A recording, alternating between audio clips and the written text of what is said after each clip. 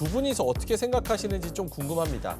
양도세 회피, 중국 신용등급 강등, 연말 증시 향방은 사실 그 산타랠리에 대해서도 좀 의견이 엇갈리는 것 같아요. 그래서 12월을 봤을 때 산타랠리가 오고 있다 혹은 온다라고 이야기하시는 분들이 있고 반대로는 이미 끝났다라고 말씀하시는 분들이 있어요. 그래서 산타랠리 이미 끝났다고요? 이미 끝났다. 11월 달에 왔다. 11월 달에 왔고 이미 끝났다. 온다는 분들 얘기를 들어보면 연말까지 강세를 보일 것이다. 산타랠리 기대감이 확산이 되고 있고 보면은 우리 시장을 짓눌렀던 미국과 중국의 갈등, 요거는 피크치고 지금 완화되고 있는 상황이고 유가, 불확실성 개선됐고 국채금리, 요것도 내려온 상황이고 유통, 소재 등 실적 개선주, 반도체가 괜찮을 것 같다. 이렇게 얘기를 하시고 반대로 산타랠리 이미 끝났다라고 말씀하시는 분들은 빛 좋은 개살구다. 랠리 가능성이 희박하다. 가장 큰 이슈로는 미국의 기준금리 인하된다는 그 기대감이 이미 선반영 돼버렸다라는 이야기고 주도주가 부재하다. 그래서 전반적으로 다 증시를 끌고 갈 수 있는 힘이 많이 부족한 것 같다. 거기다가 대주주 양도세 요것도 만약에 물 건너간다고 하면 그닥 뭐 그렇게 뭐 별 볼 일 없이 이렇게 12월이 갈 것 같다. 뭐 이런 얘기가 나오고 있습니다. 대주주 양도세 기준 뭐 요건과 양도세율 이런 게 나가고 있는데 문제는 이렇게 큰 손들이 이런 것 때문에 뭐 팔거나 움직임이 나온다고 하면 나머지 주식시장의 참여자들이 같이 큰 변동성을 경험할 수 있는 그런 고래 싸움에 새우등 터지는 현상이 나타날 수 있다는 게 부정적인 거겠죠. 자, 알겠습니다. 그러면 요거 한번 여쭤볼게요. 연말에 계속 이렇게 정체된 흐름이 나올 것이다라고 생각하시면 O. 아니다. 그래도 위쪽 혹은 아래쪽으로 더 큰 변동성이 나올 것이다. X. 그냥 박스권, 작은 박스권이다. O. 아니다. X. 하나, 둘, 셋 들어주시죠. 두 분 다 O를 들어주셨습니다. 정체된 흐름 보일 것이다. 작은 박스권일 것이다. 라고 생각하시는 이유 한번 들어볼까요? 이주연 대표님부터. 일단 뭔가 그 하락이 크게 나올 만한 악재는 지금 딱히 보이진 않아요. 뭐 중국에서 뭔가 또 터진다 그러면 또 모르겠는데 뭐 그런 거는 없는 것 같고요.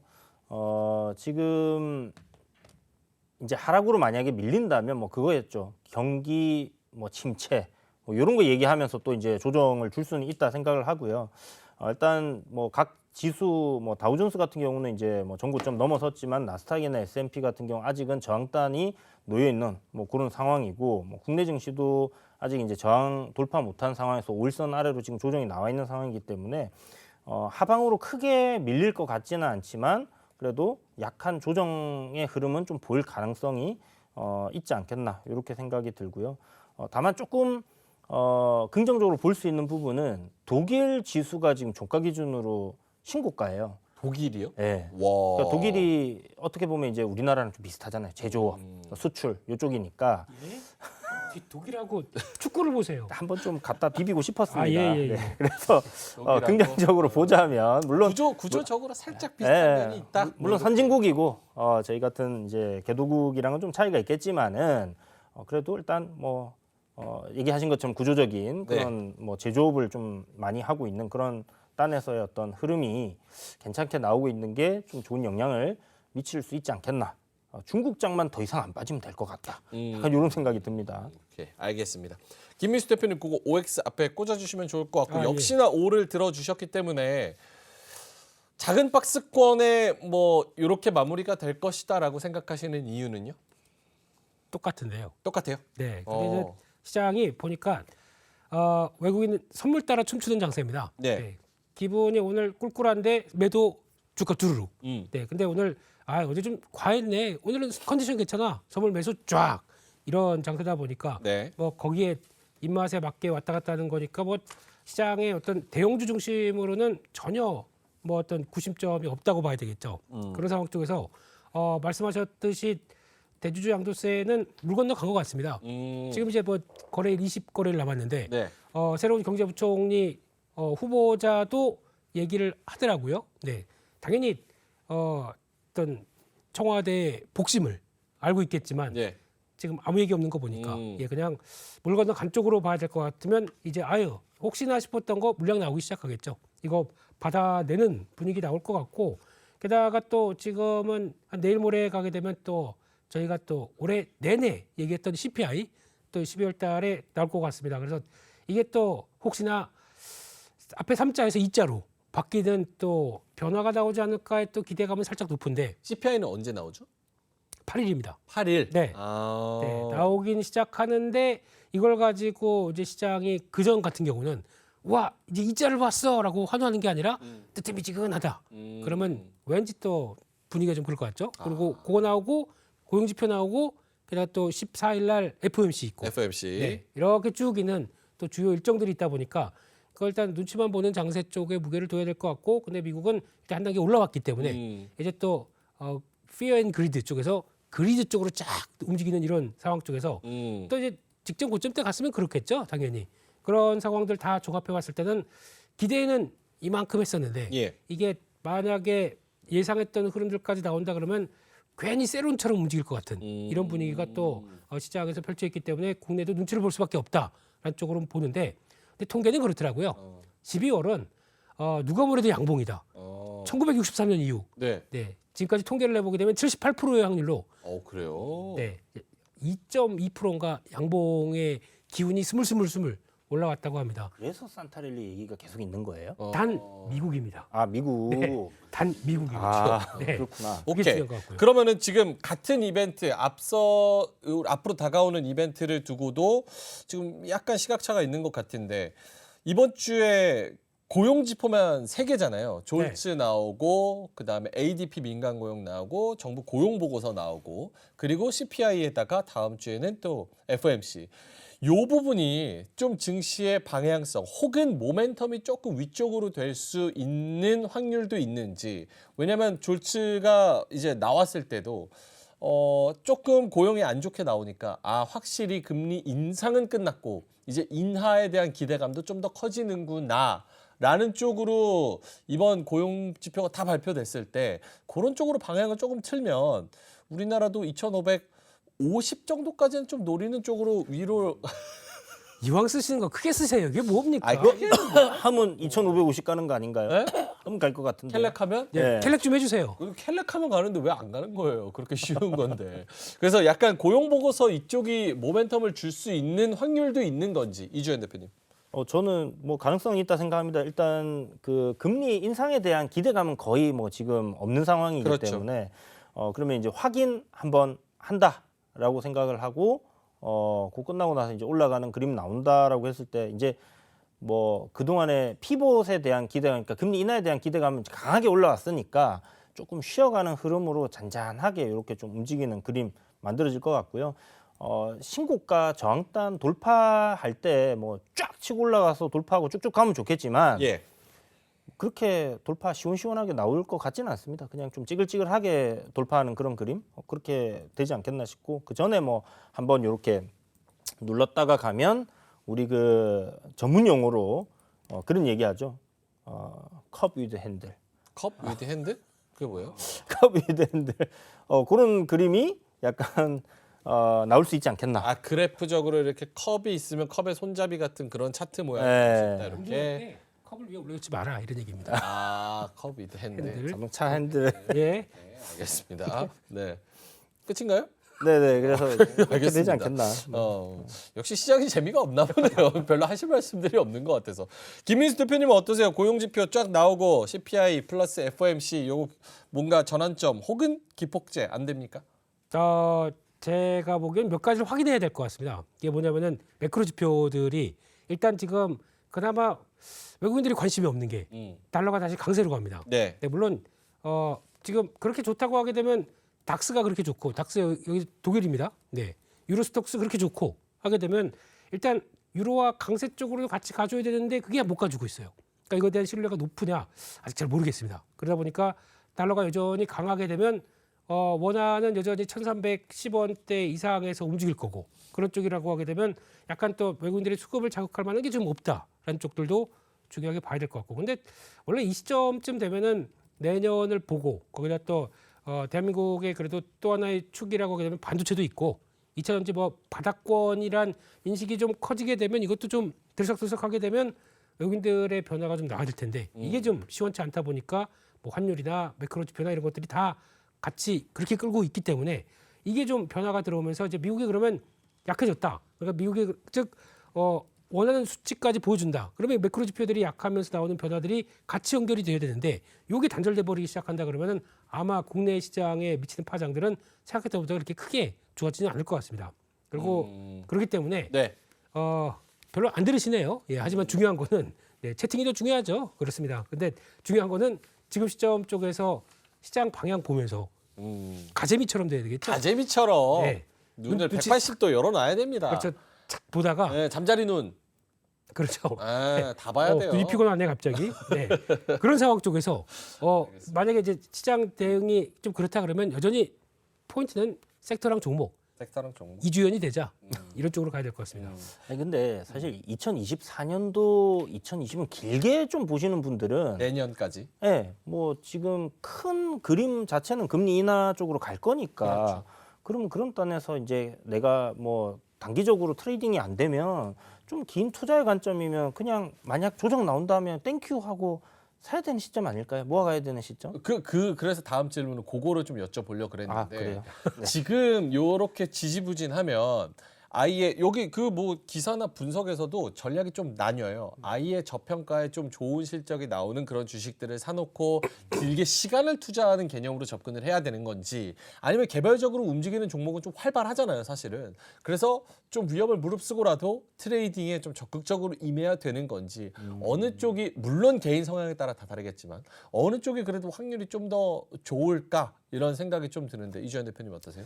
트레이딩은 이제 경험이 부족하신 분들이 뭐 공부단으로 하실 때는 비중을 굉장히 작게 하셔야 되고요. 굉장히 작게. 네, 왜냐하면 깡통차기 굉장히 좁습니다. 네, 샀다 팔았다 엇박자 타고 올라갈 때 샀다가 내려갈 때 팔고 요거 한 몇 번 하면 그냥 계좌에 돈이 없거든요. 네. 그래서 쉽지는 않습니다만은 저는 이제 좀 뭐 젊으신 분들 같은 경우는 계속 도전을 좀 해보시라고 얘기를 드리고 싶고 소액으로 좀 이렇게 이제 잃으면 안 되는 돈이다 하시는 분들께서는 예.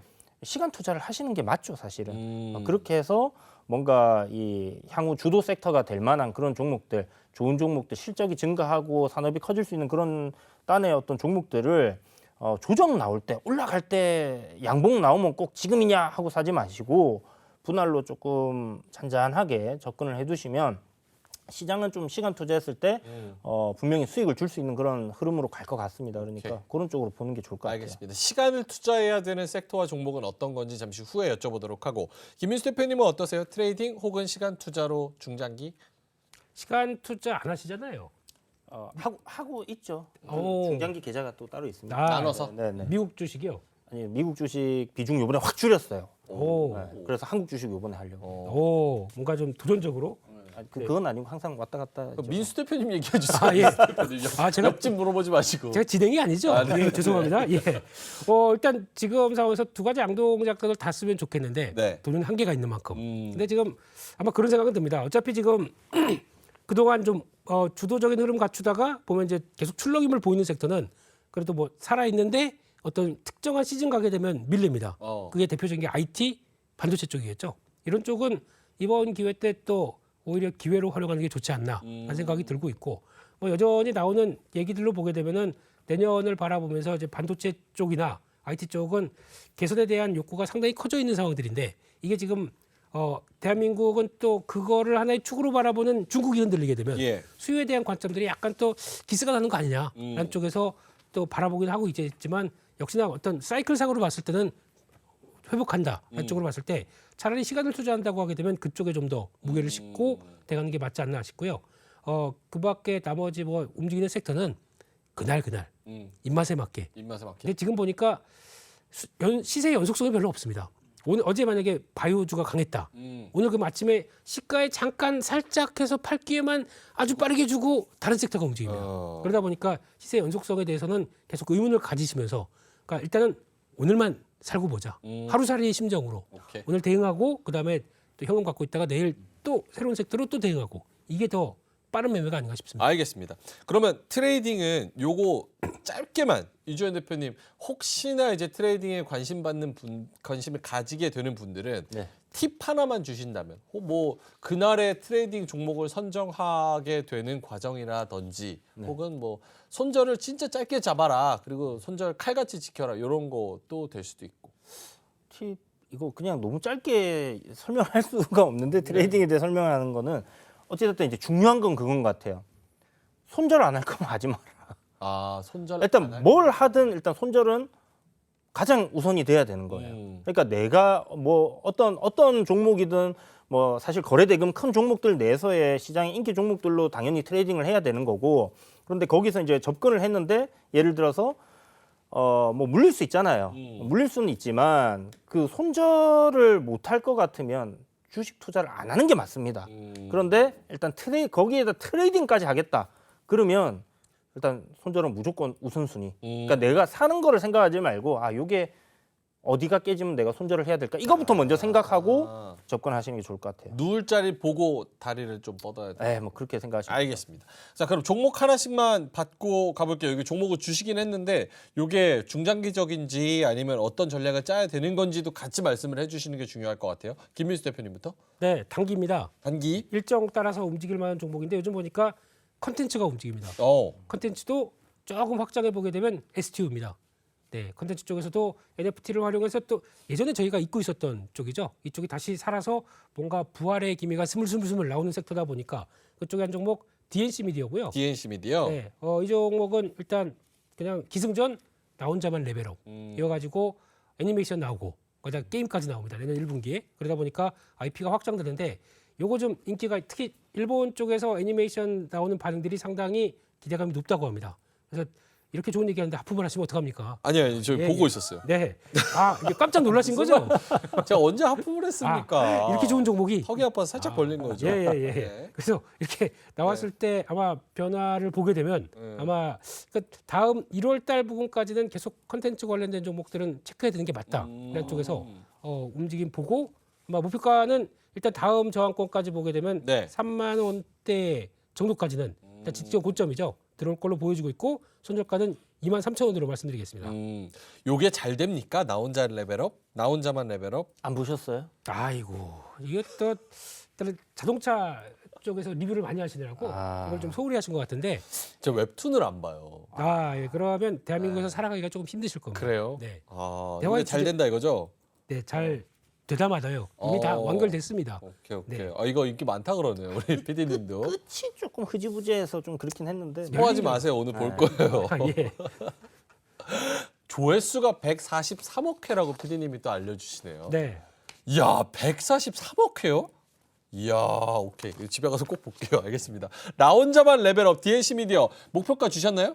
네. 3만 원? 네. 손절가 23,000원. 알겠습니다. 이주연 대표님도 종목 하나만 주신다면요? 일단 저는 이제 조금 시간 투자를 해야 되는 종목으로. 중장기로. 네. 제가 좋아하는 스타일은 아니지만 그래도 이 시청자분들이 약간 그런 딴에서의 플레이를 해보시면 좋지 않겠나. 자동차 부품 섹터입니다. 이 내년쯤 해서 한번 시세를 좀 크게 주지 않겠나 생각을 하거든요. 성우 하이텍이라는 종목이고, 뭐 차체 만드는 회사예요. 그러니까 현대기아 자동차가 차를 팔려면 여기에서 차체가 나와야 됩니다. 그러니까 실적이 같이 갈 수밖에 없을 텐데 자동차 단의 실적이 잘 나오고 있죠. 근데 못 올라갔습니다. 시장 하락과 함께 조정을 받고 지금 바닥을 좀 만드는데 시장이 11월 달 상승한 거에 비해서는 조금 부진한 그런 흐름이긴 하고요. 최근에 이제 좀 저점을 만들어가는 과정 중에 있다라고 생각이 되는 그런 모습이기 때문에 성우하이텍 요거 분할 매수 관점으로 좀 접근하셔도 될 것 같고 내일 시초가부터 그냥 분할 매수 들어가셔도 될 것 같습니다. 손절가만 잘 지키시면 될 것 같아요. 손절가 그거 잡아주신다면요? 7,700원 이탈하게 되면 뭐 7월부터 이렇게 하락하던 그 하락 추세 지속되는 거기 때문에 좀 리스크 관리 하신다 생각해서 대응을 하시고요. 그거 아니라면 그 안에서는 분할 매수 관점 접근하시면 좋을 것 같아요. 오케이. 목표가는 뭐 크게 잡으시면 될 것 같은데요. 내년에 일단 뭐 어떤 섹터가 갈지는 모르겠지만 저는 약간 굴뚝 종목들이 좀 주목을 받을 것 같거든요. 실적 좋은데 못 갔던 그런 섹터들. 그러면 자동차 섹터 달린다 했을 때는 성우하이텍 일단 뭐 전고점까지는 한번 볼 수 있는데 14,000원 정도 보시면 될 것 같아요. 오케이, 알겠습니다. 성우하이텍 그리고 DNC 미디어 이렇게 두 종목 그리고 전략에 따라서 이 종목 플러스 어떻게 전략을 짤 것인지도 첨예하게 아주 디테일하게 생각해야 되는 그런 장이라는 거 말씀을 드리겠습니다. 이로운 경제 채널 EBC